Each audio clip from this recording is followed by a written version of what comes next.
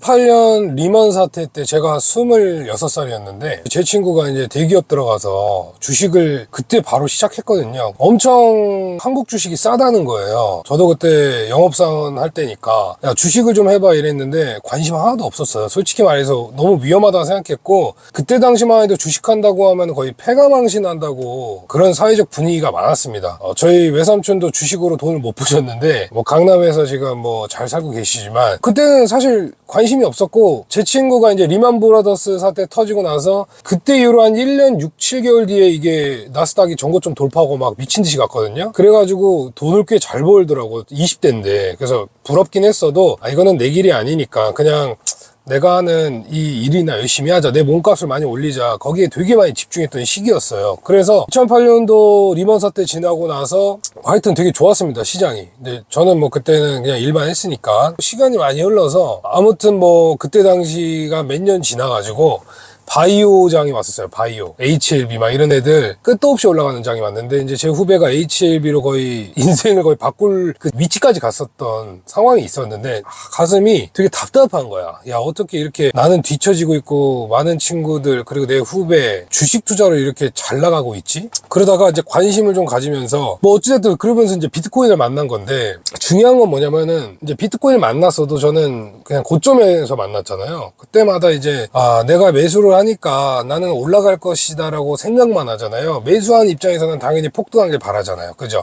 남들은 이미 다 먹고 나왔는데 나는 좀 뒤늦게 들어가서 뭐 설거지 당한다 이런 느낌은 받지 못했고, 그냥 뭐 언젠가 올라가겠지 이런 생각만으로 어떻게 보면 그 시간 안에서 바보 같은 짓을 한 것 같은데, 그때 다짐한 게 딱 한 가지가 있는데, 그러면 나는 나중에 남들과 좀 반대로 해야 되겠다. 조금 관심이 없거나 폭망할 때, 사람들이 분위기가 안 좋다고 느낄 때, 그럴 때 반드시 투자를 해야 되겠다라고 생각을 했었어요. 그때 제가 나이가 한 30 초중반 됐을 때인데, 괴로운 시간이었지만 어찌됐든 코인 시장에서도 큰 하락장이 왔고 폭락장이 왔을 때 그 순간 괴롭고 힘들었지만, 그래도 이때가 아니면 또 코인을 언제 싸게 살까라는 그런 마인드를 계속 가지고 있었어요. 뭐 공격적으로 막 매수는 못했고, 당연히 처음 경험하기 때문에 이 폭락이 나왔을 때는 공격적으로 들어가기 힘듭니다. 그때 당시만 해도 우리 시장 안에는 공격적 매수를 하시는 분들이 전혀 없었어요. 그리고 나서 2020년도부터 21년도 암호화폐 사이클 큰 장이 왔었죠. 그때 이제 생각났던 건, 야, 이거 하락장 오면은 진짜 공격적으로 들어가야 되겠다라고 또 한 번 생각을 하게 됐죠.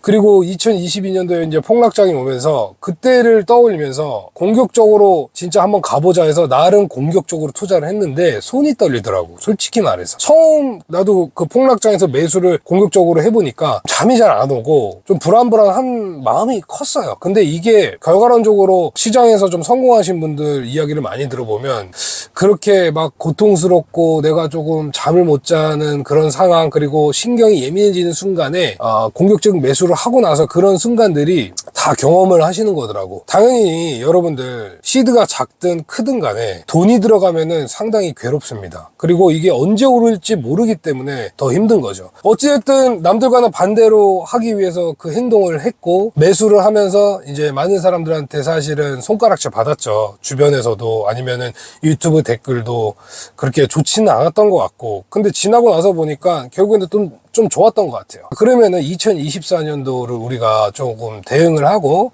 또 한번 기회를 잡아야 되겠죠. 여러분들에게는 제가 봤을 때 수많은 기회가 올 것이라고 저는 생각하고 있고, 지금 이제 비트코인이 좀 상승을 하다가 제가 어제 실시간 방송에서 긴급하게 라이브를 켰죠. 여러분들 이제 비트코인 조금 조정이 나올 가능성이 있으니까 기회를 한번 잡아보자. 어찌됐든 내려오는 모습에 당연히 매수를 해야 되는 게 맞잖아요, 원칙적으로. 하락의 깊이는 모르지만 어찌됐든 상승에 대한 하락이 있으면 그거는 사야 된다라고 생각했기 때문에 어제 제가 방송을 켰던 거고요. 나스닥은 반등했죠. 크게 반등했고, 그럼에도 불구하고 비트코인은 이제 디커플링으로 하락을 했죠. 좀 다르게 가고 있죠. 그래서 이 조정의 깊이가 어디까지인지는 모르지만 여러분들 기준점을 잘 잡아서, 이것도 어떻게 보면은 작은 기회가 될 수 있는 거예요. 이 작은 기회가 모이고 모여서 큰 기회가 생기는 거잖아요. 그래서 일단은 비트코인이 하락하면은 조금 좋은 기회로 보고 여러분들이 적극적으로 매수하시면 좋을 것 같아요. 그리고 아무도 말씀을 잘 안 해주시는 것 같아요. 그 누구도. 자, 하락이 나오면은 사실은 적극적인 매수가 들어가야 됩니다. 그러니까 뭐 조금씩 사서는 티가 안 나지만 사실 공격적 그리고 세게 베팅을 해야 되는 순간이 분명히 있을 거고, 그 순간이 저는 이번 연도라고 보고 있거든요. 그 이유는 첫 번째가 아직도 2024년도 경기 전망을 최악으로 보고 있어요. 지금 벌써 뉴스가 나오고 있어요. 뭐 JP모건, 골드만삭스 2024년도 미국 경기 침체 1, 2분기 안에. 근데 2022년도 연말에도 23년도에는 반드시 경기 침체 온다고 했는데 미국 경기가 대박이죠. 아직도 좋습니다. 그래서 물론 이 고금리 상황은 유지를 하겠지만 조금 제가 보는 관점이 바뀐 건 뭐냐면 생각보다 금리를 빨리 인하할 가능성도 생각을 하자. 일단은 그렇게 한번 생각해 봅시다. 파월 의장은 시장에 너무 비둘기적인 이야기를 할 수가 없어요. 자, 여러분들, 자, 경기 침체 안 오고 금리 인하 내년에 25bp씩 한 3번 하겠습니다. 여러분들 빨리 투자하십시오. 돈 풀어 제끼고 기회를 잡으십시오. 이렇게 안 하잖아요. 그러니까 이번 FOMC에서는 어느 정도는 부드럽게 이야기했고 항상 마지막 카드를 남겨두죠. 그래도 안심하지 마라. 그런 건데 더 이상 속지 않았으면 좋겠고, 지금 제가 유튜브를 통해서 하락장에서 진짜 열심히 방송하면서 지금조차도 왜 목소리를 높이냐면, 저는 개인적으로 제 영상을 보시는 분들 중에 단 한 분 또는 뭐 두 분, 세 분이라도 소수의 인원이라도 본인의 그 자아를 깨는 투자를 했으면 좋겠거든요. 그러니까 완전히 변해야 된다고 생각하는데 결국에 많은 사람들이 이제 망할 것 같고 전 세계가 조금 힘들어질 것 같고 세상 끝날 것 같다고 크게 목소리를 높이시는 분들이 있는데 그분들도 해당 사항이 돼요. 그분들도 피해갈 수 없습니다. 여러분들한테 여러분들 큰일 났습니다. 나는 괜찮은데 여러분들만 큰일 났어요. 이게 아니라 말하는 사람조차도 큰일 나는 거예요. 그렇기 때문에 말은 그렇게 공격적으로 얘기할 수 있어요. 뭐 어떤 것을 위해서 그런 건지 모르겠지만 뭐 시장을 맞추면은 자기 몸값이 올라가는 경우가 있으니까. 근데 제가 보는 관점은 생각보다 빠른 시간 안에 조금 뜬금포로 금리 인하가 이루어질 가능성이 있겠다. 그렇다면은 주식은 먼저 지금 끝까지 한번 파동을 올려준 뒤에 내년 정도는 좀 잠잠할 가능성이 있고 본격적으로 오르는 시기는 24년도 하반기부터 25년도가 될 가능성이 굉장히 크다고 혼자 시나리오를 짜고 있고, 이건 저만의 망상입니다. 100%는 없죠. 하지만 투자는 항상 시나리오가 있어야 되겠죠. 그렇다면 제가 생각하는 비트코인의 움직임, 과연 어떻게 움직일까? 개인적으로 저는 비트코인이 조금 독자적인 움직임을 보일 가능성이 크다. 물론 금리 인하가 진행이 되면 순간적으로 하락할 가능성이 있어요. 그거는 폭락이 아닌 정말 이제는 투자자들이 망설이지 말아야 하는 그 시기라고 보고 있어요. 뭐 금리 인하 시점을 예를 들어서 내년 6월 정도라고 생각한다면 선 반영해서 비트코인은 뛰어가고 있을 것이고, 금리 인하에 이제 충격을 받으면은 뭐 하락을 하면서 지속적인 금리 인하가 진행될 가능성이 있어요. 한 번 하고 또다시 한 번 진행하고 뭐 6월, 9월, 11월 이런 식으로 텀을 두면서, 그러면은 이미 자산 시장은 이제 금리는 계속 지속적으로 떨어질 것이고 유동성이 들어올 준비가 됐고 자산 시장이 크게 움직일 시간이 됐다라고 생각했을 때 먼저 한 두 템포 빠르게 움직입니다. 주식, 코인 마찬가지로. 부동산은 한 2년 정도 시간이 흘러야 되겠죠. 그래서 부동산은 제가 봤을 때 24년도 하반기까지는 그냥 이번 연도랑 비슷하게 흘러갈 것이고 크게 막 오르고 이런 일은 솔직히 일어나지는 않을 것 같은데, 금리 인하로 인해서 이제 더 이상 집을 팔지 않아도 되고 매수 대기가 계속 쌓이겠죠. 집을 매수하고 싶은 욕구가 쌓일 겁니다. 그러면은 자연스럽게 전세가를 밀어 올리면서 매매와 전세가가 붙는 현상이 나올 가능성도 크고, 그러면서 25년도 이후에는 또 부동산 경기가 이제 좋아지는 현상을 보고 있기 때문에 이 모든 거는 자산으로 본다면 결국에는 한국 사람은, 제가 대한민국 사람으로서 한국 사람은 주거 안정화가 되면은 공격적인 투자를 합니다. 주거가 안정이 되고 나서 공격적인 투자를 해요. 이자가 뭐 한 100만 원 나가는 게 50만 원 나간다거나 이런 현상이 나오면 공격적인 투자가 들어가요. 그때가 이제 매수대가 폭발할 때인데, 근데 이미 가격은 좀 많이 올라가 있을 거예요. 근데 그래도 마지막 열차에 올라타기 위해서 그럼에도 불구하고 눈치를 채고 들이대시는 분들이 그래도 먹을 자격이 있는 거예요. 여러분들, 먹을 자격이라는 거 아시죠? 너는 돈 벌 자격이 있다, 먹을 자격이 있다. 그게 아무에게나 주어지는 그런 수식어가 아니라는 것을 여러분들이 조금 잘 아셨으면 좋겠어요. 제가 무엇을 위해서 이렇게 여러분들에게 막 긍정적인 이야기하고 암호화폐 시장은 이제 시작이고 비트코인은 이제 막 고개를 들었고 탄생한 지 얼마 안 돼서 우리가 아직 먹을 폭이 있다 이렇게 끊임없이 이야기하는 이유는 결국에는 저도 좋은 사람들과 투자를 하고 싶은 마음이 큽니다. 제 말을 이해하시고 저랑 같은 관점 그리고 세상을 바라보는 뷰가 비슷하신 분들이 옆에 있으면은 돈 벌기가 더 좋고 돈 벌기도 쉽고 그리고 잘못된 방향으로 가기보다는 올바른 길로 갈 가능성이 굉장히 커요. 저는 사실 그게 가장 큰 이유고 제가 실시간 방송을 하면서 또는 우리 구독자분들에게 많이 배워요, 요즘에. 정말로. 제가 생각하는 부분보다도 몇 수 앞을 보시는 분들도 있고 굳이 비트코인을 팔지 않고 한 5년에서 10년 정도를 적극적 투자를 하려고 하시는 분들이 있는데 저는 사실 그분들이 존경스럽습니다. 제가 그만한 그릇이 못 되고 제가 2017년도부터 코인 투자하면서 벌써 8년 차인데 저는 솔직히 좀 지겹거든요. 힘들고.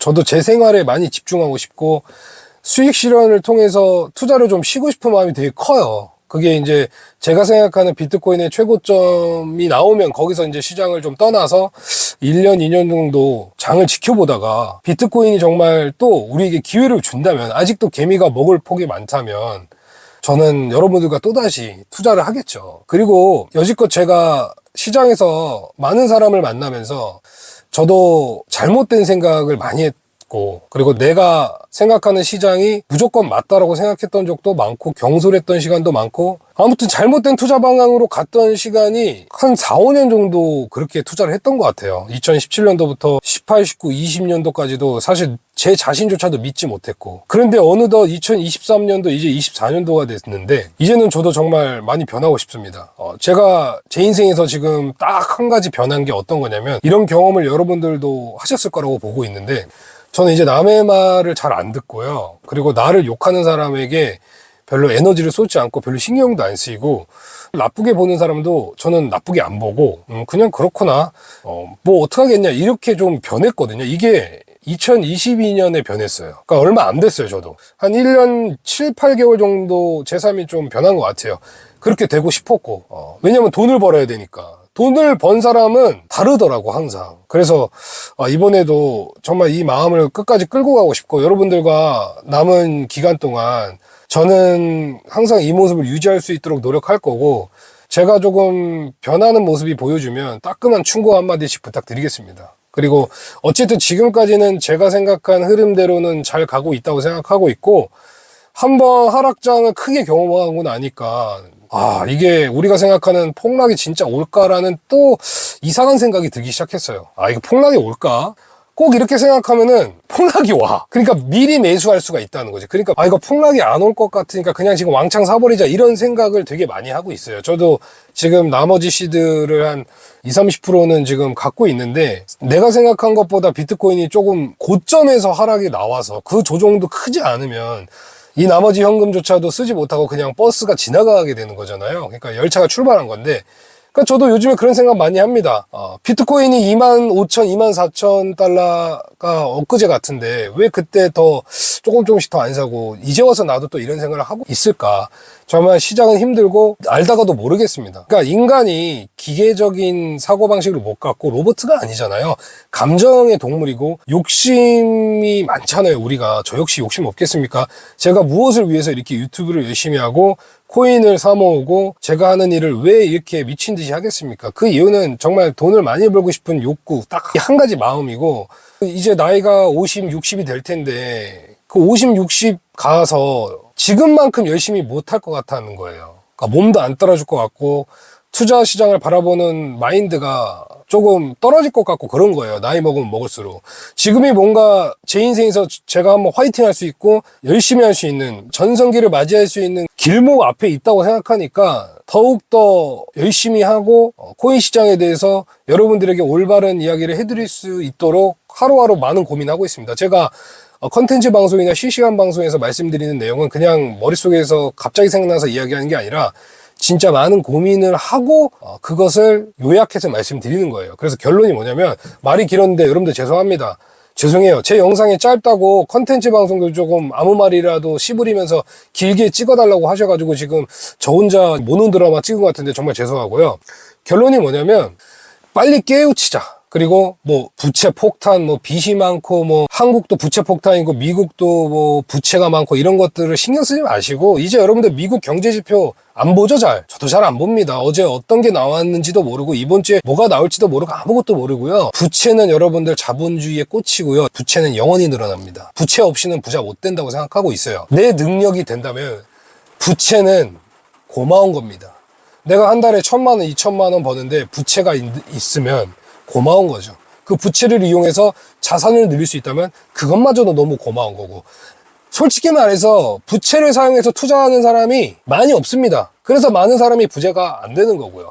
근데 코인은 제가 봤을 때 급한 레버리지는 안 돼요. 무섭습니다. 주식도 마찬가지죠. 근데 이게 절호의 찬스고, 진짜 내 인생에서 이게 타이밍적으로 가격도 싸고 정말 한번 승부를 해봐야겠다 하신 분들이 그래도 조금 건전한 부채를 쓰셔서 투자시장에 임하셨던 분들은 본인이 리스크를 감당하면서 자산을 빠르게 불렸습니다. 주변에 좀 돈을 버신 분들은 코로나 때 어떻게 보면 자기 자본 없이 그냥 다 부채로 돈을 만드신 분들이 있어요.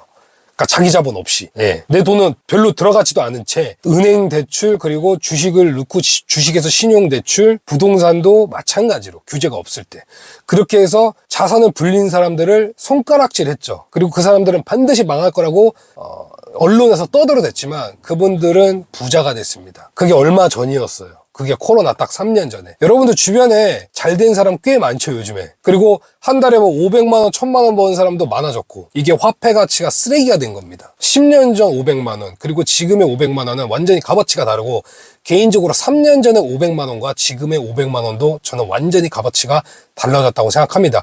이 화폐 가치가 떨어지는 속도는 저는 더욱더 빨라질 것이라고 보고 있어요. 그래서 어떻게 보면 우리 인생이 위기가 될 수 있는 겁니다. 정말 행복한 인생을 위해서 경제적 관념을 똑바르게 인식하고 방향성을 잡고 돈을 벌기 위해서 그래도 남들보다는 위험성에 베팅하면서 큰 노력과 함께 욕심을 버리고 목표 수익까지 끌고 가본 뒤에 우리가 시장을 떠나보자. 그리고 기대했던 것만큼 수익이 나오지 않는다 해도 배운 것이 반드시 있을 것이라고 생각합니다. 자, 마지막으로 비트코인 시황은 저는 단기적인 조정은 지금 진행 중으로 보고 있어요. 한 33K 초중반도 괜찮고 뭐 32,000달러 상승이 컸어요. 36,000달러까지 왔기 때문에 한 3, 4천 불 정도 빼는 비트코인의 조정은 필요하고, 단기적으로 알트코인도 많이 올랐기 때문에 한 번은 개미를 조금 시게 털어내는 시간, 그 시간이 될 것으로 보고 있습니다. 뭐 주말까지도 그 시간은 지속될 수도 있고, 비트코인 횡보하면 알트코인 또 순환매, 자바알트 위주로 이렇게